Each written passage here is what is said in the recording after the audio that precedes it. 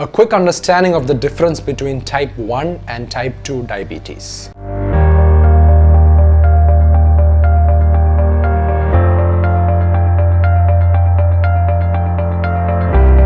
Hi guys, Charayan Kapan here, founder of Vitalife, and today let's take a quick dive into understanding the difference between type 1 and type 2 diabetes.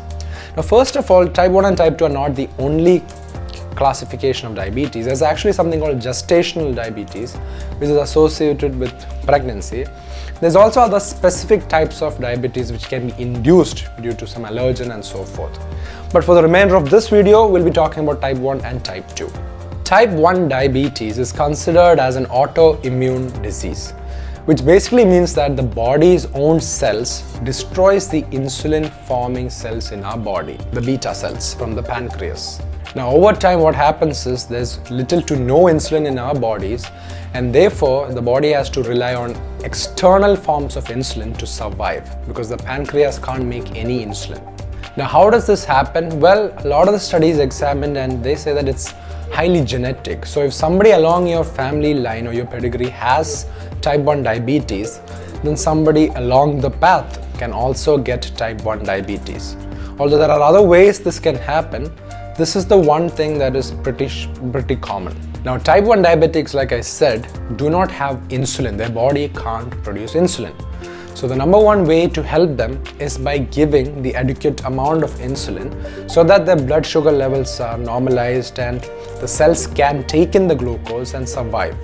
So they have very low insulin, and insulin is needed for them to survive. Now type 2 diabetes was prevalent in the adults initially. Now these days a lot of the youth are also suffering from type 2 diabetes, and many of them are pre-diabetic as well. Overall, type 2 diabetes accounts for around 80 to 90% of all the diabetes worldwide. Now the main key difference between type 1 and type 2 diabetes is that in the type 2 diabetes, insulin is there. Our pancreas is able to make a lot of insulin, but the cells are not responsive to this insulin. This is called insulin resistance. Insulin resistance is one of the key factors behind type 2 diabetes. So your body is making insulin, but the cells are not responsive to it. The risk goes up as you age or even with obesity. The failure of insulin to lower the blood glucose levels is known as insulin resistance.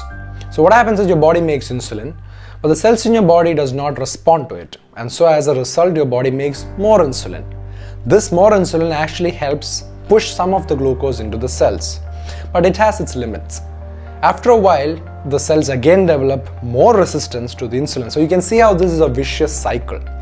Eventually, your cells almost completely stop being responsive to the high amounts of insulin produced by your body.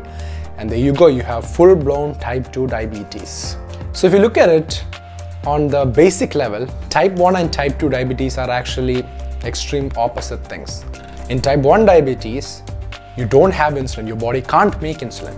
But in type 2 diabetes, your body has enough and more insulin, it's just that your cells are not responsive. So one key thing to understand here is that in type 2 diabetes, high levels of blood sugar is not really the disease. It is actually a symptom of the disease.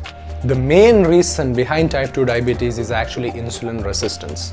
So that is the cause, and that is where we should focus on.